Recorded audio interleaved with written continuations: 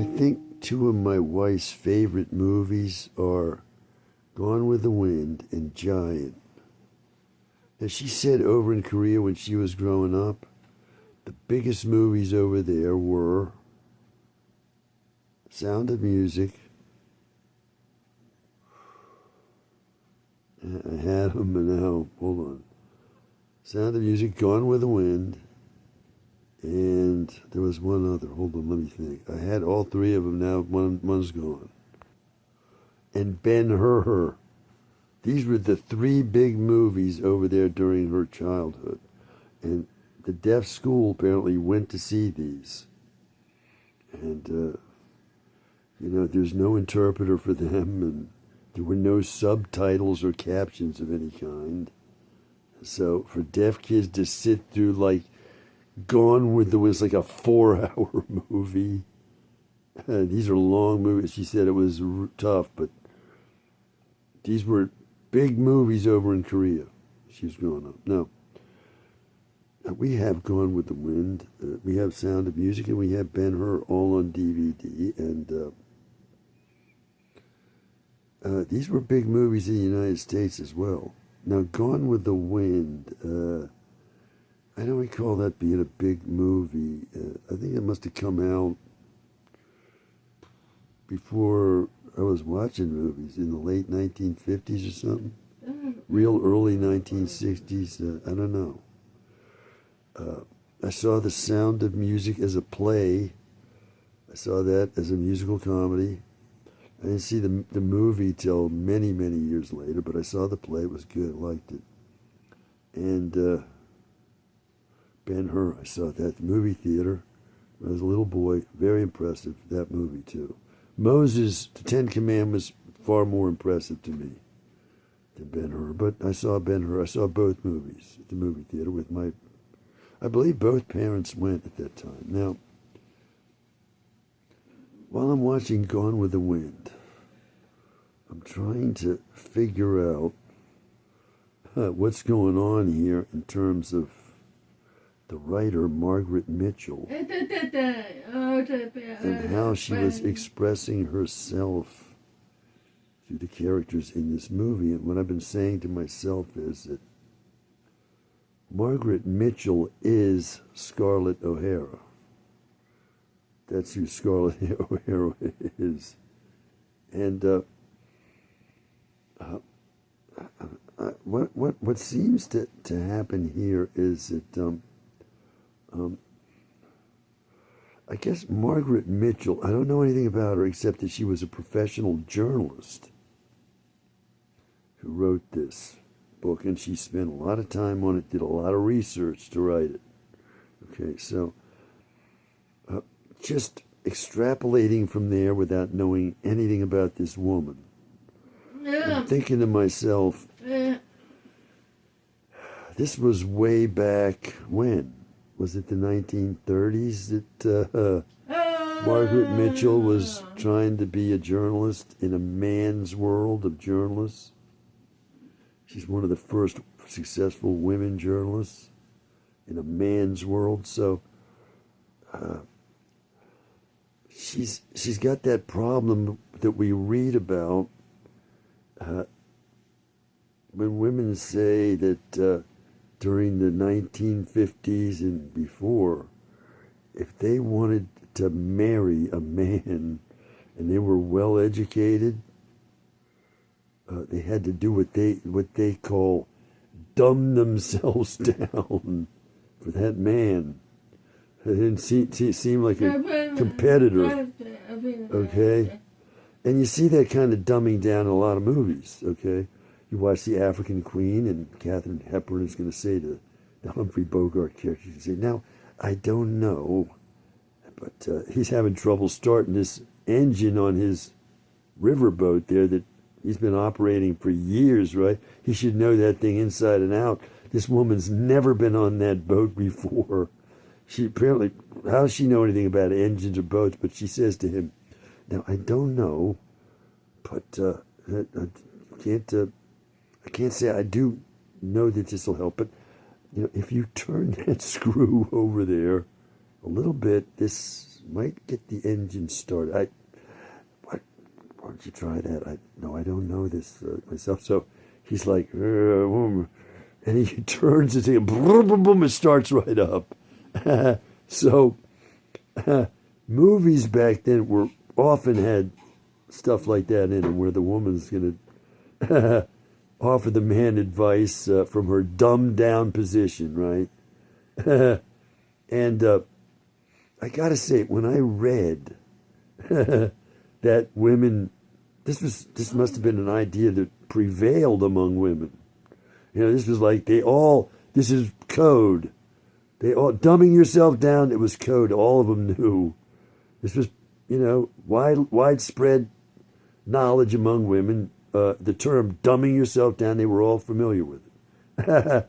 So I said, "Oh my God, that's so interesting." And the reason why, I know I'm off on a tangent. I was wanting to talk about Scarlett O'Hara and everything, but I'm saying that my life had been wrecked, okay, by lies and cheats and perverts and murderers, okay? And so I now had this view of the world where I was well educated to the level of master's degree in American literature. But no one would hire me, and when I finally did get hired, after looking for over 2 years every single day from a handicapped job agency, I finally got hired. I got hired at what? The lowest paying, lowest status job at this place. And the job required what? A high school education.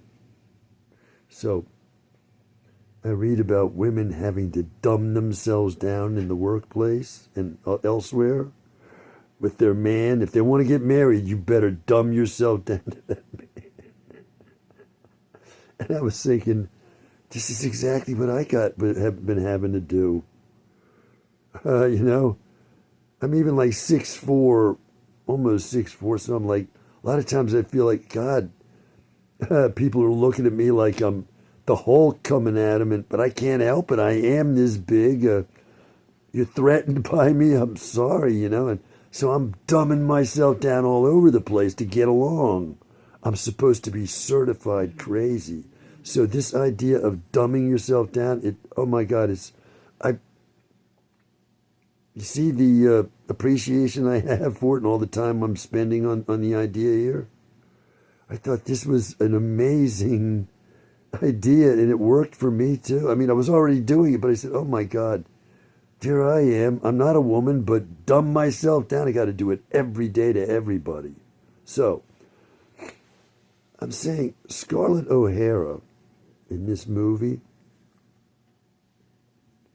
she is Margaret Mitchell. She is a woman trying to function in a man's world. That's kind of equal. She's got this land of hers, Tara, it's called. So she's a landowner, right? And it's a plantation, isn't it? She has slaves. It's a large household. So her problem is she is that way, and she is like a businesswoman in this man's world, and this makes her unappealing. This makes her not feminine enough for the beau down there, the ideal man, Ashley Wilkes. I just noticed for the first time ever, what's that? The assassin of Abe Lincoln was John Wilkes Booth, right? This guy's name is Ashley Wilkes. He's a Southerner. Margaret Mitchell would have thought of that. She was very conscious of the name she chose for this character as a Southern ideal.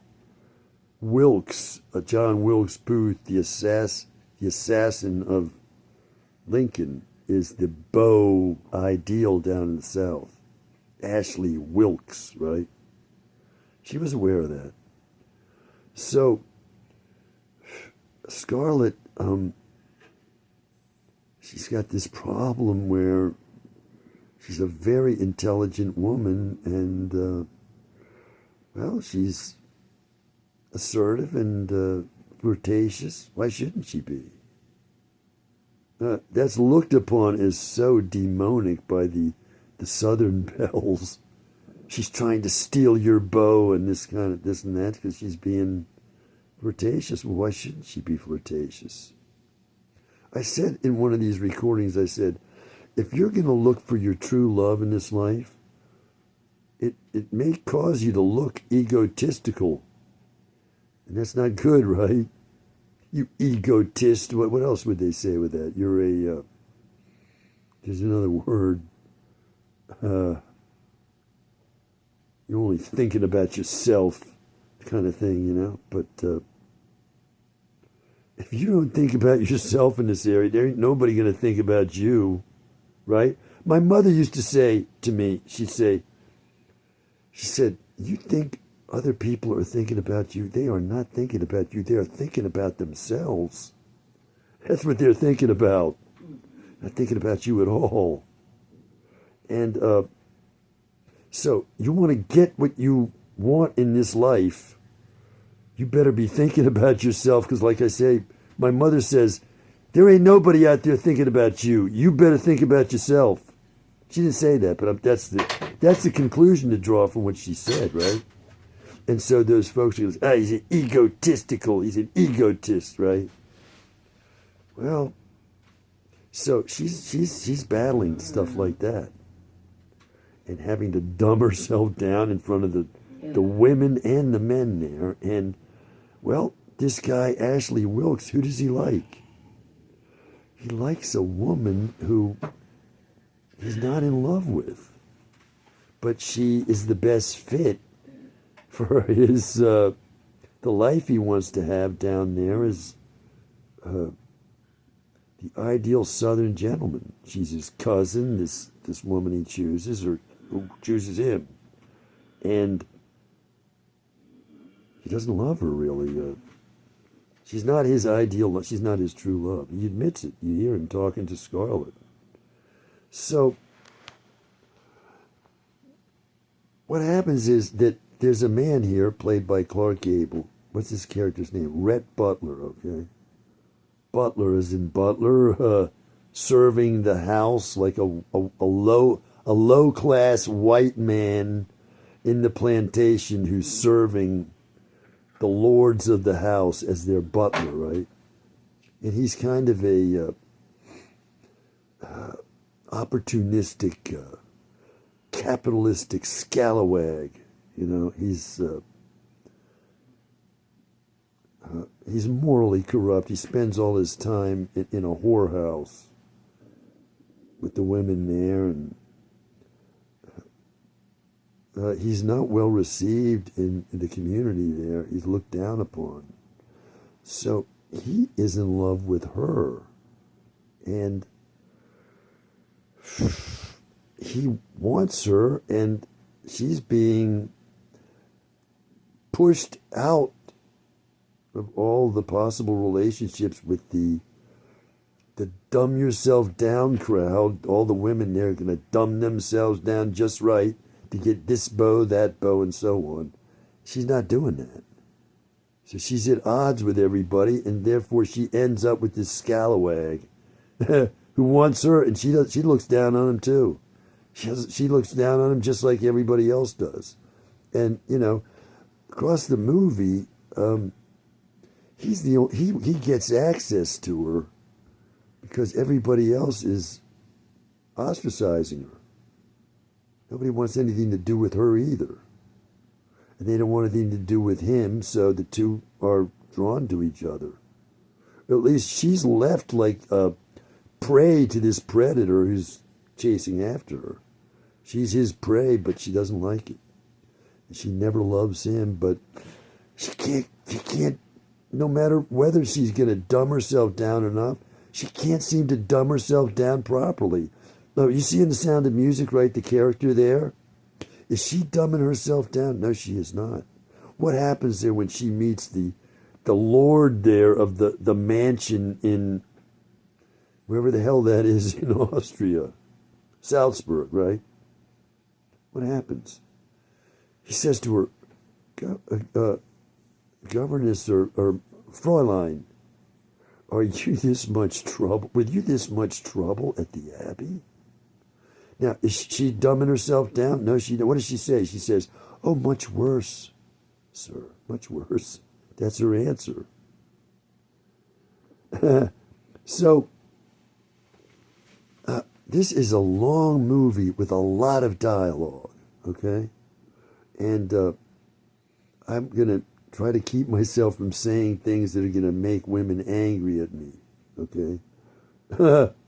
Like, there's a lot of words here, and women are, let's face it, they're PhDs in language compared to men, right? If you're going to have a love story that appeals to a man, you have to cut the verbiage out of this thing by at least 70% to make this interesting to a man. Just too much talking in here. Men don't want to hear all that language. Their minds don't process that kind of thing. But women, man, women, they're very, very adept linguistically. Their brains are, and so they love all this talk. So as I'm thinking, as I'm watching this thing, I'm saying, the problem here is that all this talking is not going to resolve the basic problems posed to these characters. It's like, I don't know how to say this, you're stuck in like an irrational situation. No matter what you say about it, it's not going to change. You can talk yourself blue in the face, which is what they essentially do. And they're still left with the same problem they've been facing from the start. He's looked down upon. He's not of good family, apparently. She's looked down upon and not accepted by the general community there. And they're thrown together, and she doesn't like him either. And all the talk in the world is not going to change that. Okay? So that's one of the things I've noticed about this particular drama. That there's lots and lots and lots of verbiage going on, and it never changes anything between the characters, except that finally they get to the point where they say they're exasperated. They say, what does the guy say? Frankly, my dear, I don't give a damn. He's had it. All the verbiage and everything, trying to make things work with words and explanations, it never works. But it wasn't going to work from the start. It starts out that way and it ends that way. It never changes. So I'm saying that if you're on the quest for true love, you don't want to be in this kind of situation, okay? You don't, okay? You got to say no to this kind of relationship, okay? You're not going to make things work. Now, I've noticed over the years that it was an idea among women back, let's say in the early 60s, 50s, that you could get together with a man and change him. This was a common, I think it was part of the code women had back then. And then as time went on into the 70s, 80s, and so on, I was reading that you are not going to change a man. You're not going to change anybody. Don't think you're going to get into a relationship with somebody and change the person. It's not going to happen, and that is true. I got to say, that is true. You are not going to change anybody. You're not.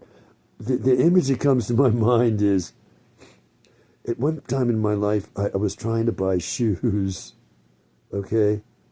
And I was having a problem finding shoes that fit me, and I was sometimes having these salesmen saying, they'll stretch. Buy those. They're a little tight. They'll stretch. Well, they never did stretch. So I had at this time in my life when I was buying the wrong shoes, I bought several pairs of shoes that I could never wear.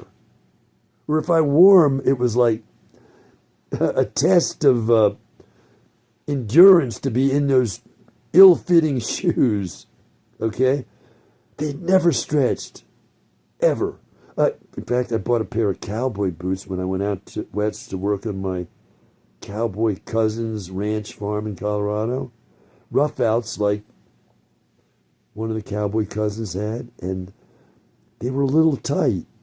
So I get back and I'm saying, these boots are too tight, you know? So the cowboy says, go out. There was a puddle like it had rained. He said, go out in the water there, slosh around in there, and come on back in.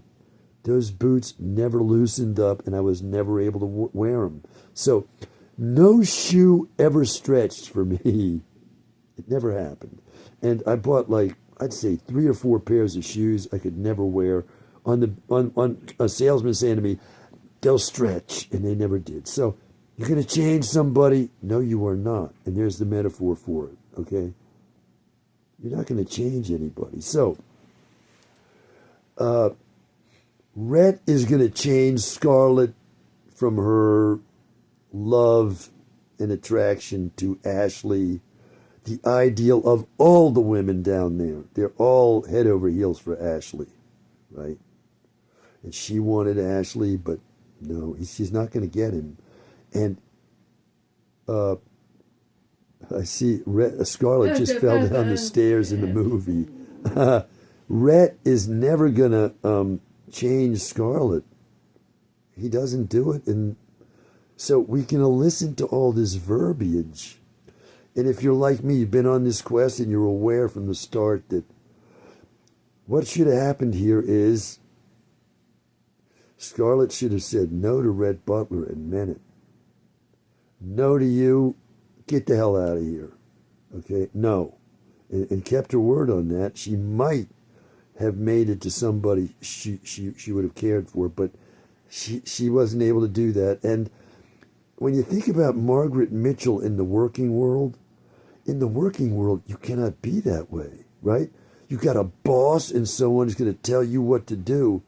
You're going to say no. The working world demands all kinds of negotiation, bargaining, sacrificing, doing these kind of things just to survive in there. So you're not going to be able to say no that way. And Margaret Mitchell was in that world where she had to negotiate, bargain, and talk all the time to herself and others to try to make sense of things. Well, those are my thoughts as I'm watching this movie. And I gotta say, to me, this is a very sad commentary on America. Not only does it show the truth of slavery and how awful it was, okay, but it shows the futility that these people encounter with each other in their lives. It's not so much that the South loses the Civil War. It's the tragedy of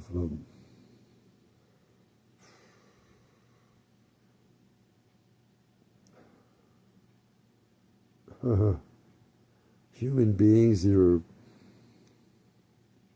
confused and making bad choices for themselves.